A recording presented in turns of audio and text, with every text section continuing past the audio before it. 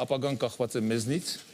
եսի նկատում եմ մեր երկու երկրների հատկապես ղեկավարներից, իսկ արդեն մեր երկու երկրի ղեկավարները ցույց են տվել իրենց պատրաստակամությունը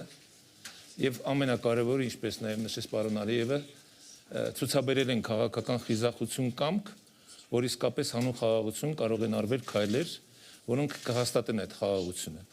Եվ այն ինչ մենք չենք տեսել 30 տարուց ավելի, մենք հիմա ապրում ենք այդ իրավիճակում։ Եվ իրականում անհավատալի էր, որ 2 տարի առաջ, նույնիսկ 1 տարի առաջ կարելի էր կարճ ժամանակում հասնել այսպիսի մի իրավիճակի, երբ որ արդեն մենք Հայաստանի Հանրապետությունը հնարավորություն ունի ապրանքներ ստանալ Ադրբեջանից անմիջապես Վրաստանի տարածքով։ Ես վստահ եմ, որ կգա նաև այն օրը, երբ որ մենք այդ ապրանքները կստանանք պարզապես մեր տարածքներով, այսինքն դա կլինի Բաքու կամ Ադրբեջան, Հայաստան,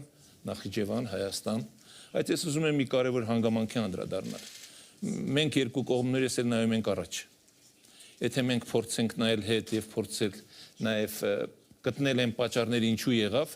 ես կարծում եմ դա այսօր մեզ կզրկեն հնարավորությունից, որ ունենք։ Մենք հիմա ավելի շատ ապրում ենք մեր ծրագրերի իրականացման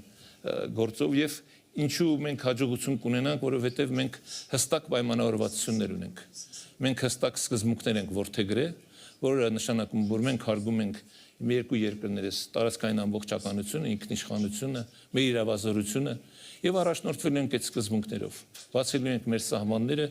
եւ վստահ եմ նաեւ որ X տարիներ հետո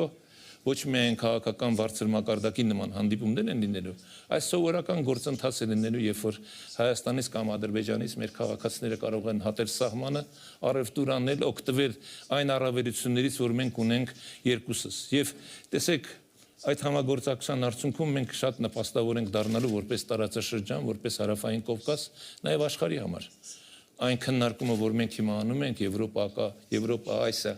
կապը ապահովելու համար, դրա լավագույն ճանապարհը հենց Հարավային Կովկասն է։ Եվ այս գործընթացը հաջողություն կունենա նաև այն պատճառով, որտեղ այստեղ կա նաև տնտեսական շահ։ Բացի քաղաքականից, որը ամենակարևորն է, բայց այստեղ կա նաև տնտեսական շահ։ Եվ սա կամրապնդի այն պայմանավորվածությունները, որ մենք ձեռք ենք բերել, երկու երկրի ղեկավարներ ընդհանուր սկզբունքների շուրջ համաձայնության են գալիս, ուրեմն կարելի է եւ հաջողության հասնել։ Եվ այդտեղ իհարկե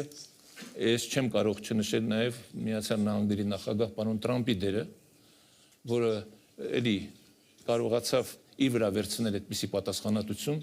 եւ մեր երկու երկրների ղեկավարների հետ օգոստոսի 8-ին ստորագրեց այդ պատմական փաստաթուղթը։